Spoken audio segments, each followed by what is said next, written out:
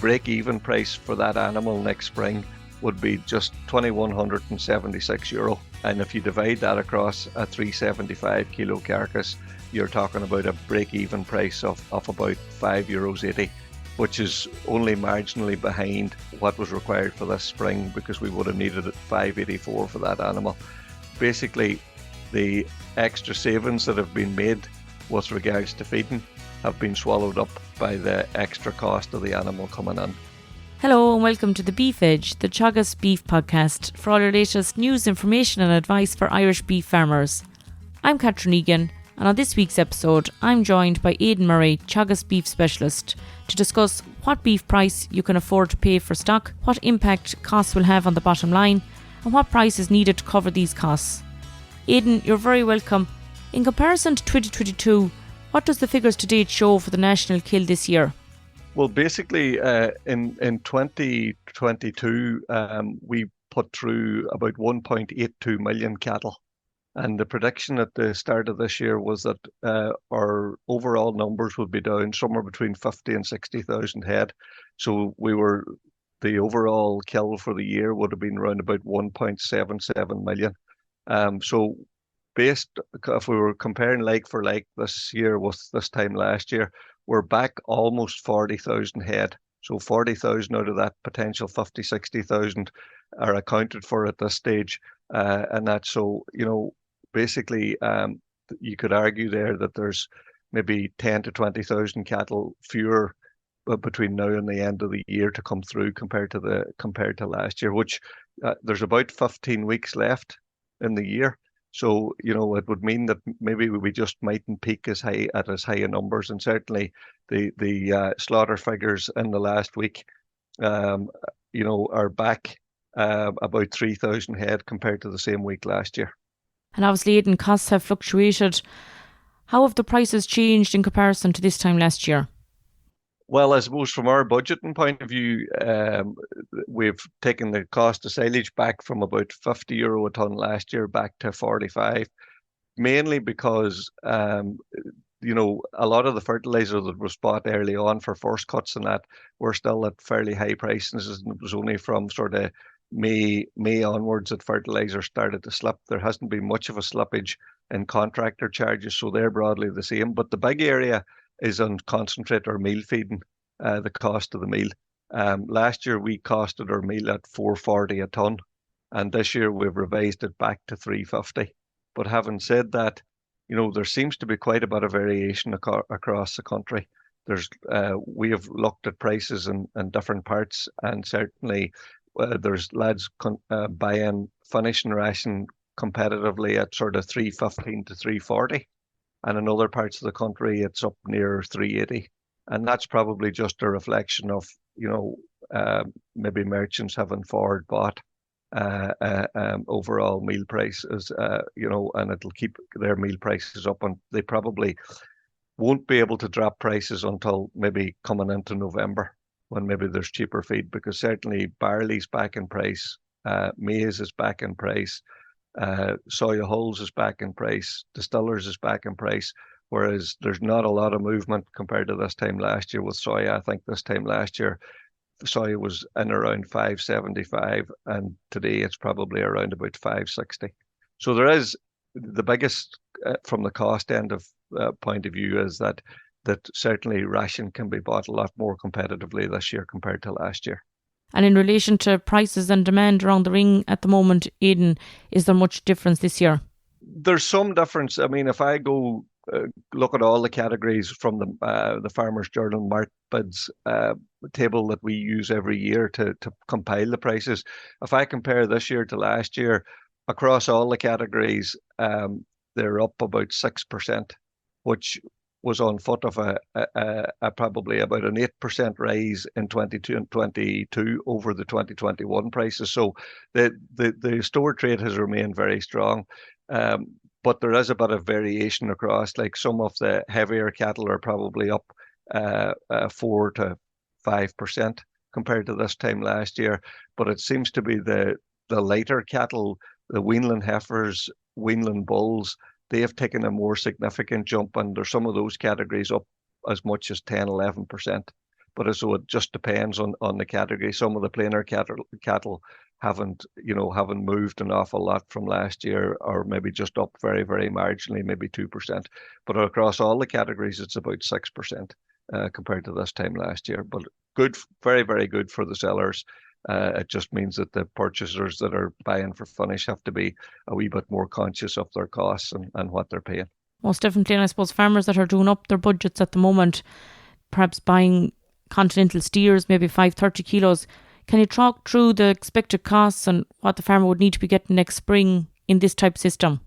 Yeah, well, typically on that type of system, we use a 530 kilo, the sort of top end of the continentals, coming in at 530, going out next spring at 670, which would leave you a carcass of about 375 kilos. And they're just on, for the entire period, about 4.5 kilos of concentrate plus a very good silage, which is the grains type system, and averaging about a kilo a day. Those animals, last year in the budgets, we bought those in at on average of about 285 a kilo. That's actually gone up 14 cents this year to about 298. And that means that the animal purchase price is coming in at about 1580 or very close to it. The costs, overall costs then are and close on €600, actually 597, which looks at all the variable costs plus a level of fixed costs, which means that the break-even price for that animal next spring would be just €2,176. And if you divide that across a 375 kilo carcass, you're talking about a break-even price of about €5.80, which is only marginally behind where it was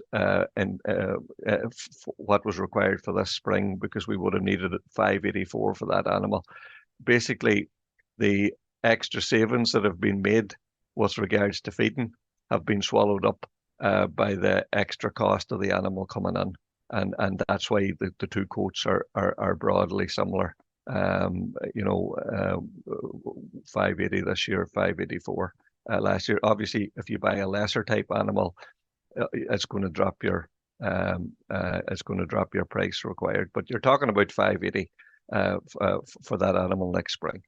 I know it's early in the year yet, Aidan, but if farmers are only buying weanlings this October and finishing them, where would you expect the cost to be and the break-even price that would be needed? Typically, again, we do a system whereby we're buying a 300 kilo good quality bull weanling and a 280 kilo heifer weanling coming in. The bulls are finished as steers at 24 months and the heifers at next autumn at 20 months. And typically, the steer will have a carcass weight of about 377 kilos and the heifer 296. They're up again marginally in price with the steers. Last year, that 300 kilo weanling, we were putting in buying it at 327 a kilo. This year, it's 330. And actually, if you went for the very top end, it would be near 350. So we're going for a middle point there. Between the sort of top third and the middle, the average groupings, and that's up. The heifers are up more accordingly. Last year we would have bought heifers at 305 a kilo, and those are up now at about 317. But if I look at the steers, the purchase price of that animal coming in this year is about 990. You have total costs of about 1183, which is about €150 back on last year. Meaning that you need a sort of a break-even price for the animal of 2173 in the spring of 2025, and that means that your break-even price there is 577 a kilo. It's a long way off and it's hard to predict, but those animals certainly have gone up marginally in price, and certainly the top end have gone up even more than that. And that's so we're talking about 577 a kilo next spring. On the heifer side, again, that animal's coming in this year at 888. There's 630 of costs against it this year compared to just over 700 last year, which means your break-even price is 1518. and that means that in order to divide your 296 kilo carcass over that, you're needing a price of about €5 and 12 kilo in November, December of next year, next autumn or next winter, in order to break even on that type of system. So look, there's small animals coming in, and they need to do well over the period in order to sort of hit those targets. But it's you're pushing the finishing period further out, but it's still quite a high break-even price required before you would even add a margin.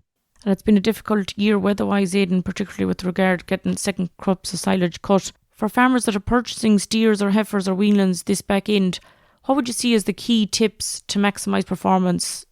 Well, basically, I suppose, look, you want to be, first of all, the big variable this year is if you're using silage is what's the quality, particularly of the second cuts, because a lot of them were delayed. And so some of the quality is not going to be there, and that. But if you're buying those weanlings that you're looking to take through, for example, you need to be keeping them on target over the winter. So know the quality of silage. That'll give you an indication of what level of meal to feed them. And our experience is better to front load it and keep them on target. And you can always ease back later in the winter, have them well dosed and vaccinated going, so there's no health issues with regards to thrive. And then, you're targeting these animals to get them out early next spring, to get good gain and cheap gain off grass, because at the end of the day, the heavier the animal is coming in, the less time it'll need to hit the finishing target, and less costly silage and concentrate in the system. So, that means less expense. So hopefully a better margin for you at the end of the day. And it's that weanling type system is all about utilising and having good quality silage and utilising grass to the last to sort of minimise cost. Cheap weight gain is what we want if we're looking to get out there. That's great, Aidan. Thanks very much. You've definitely given listeners something to think about. Thank you. That's all for this week's episode, and my thanks to Aidan for joining me on the show. You can catch up on all other shows and interviews from the Beef Edge podcast on the Teagasc website at teagasc.ie, or you can listen on Apple and Google Podcasts as well as Spotify. Don't forget to rate, review and subscribe so you never miss a show. For all other updates from our beef programme, keep an eye on our Twitter and Facebook pages. Until next time, I'm Catherine Egan, and thanks for listening.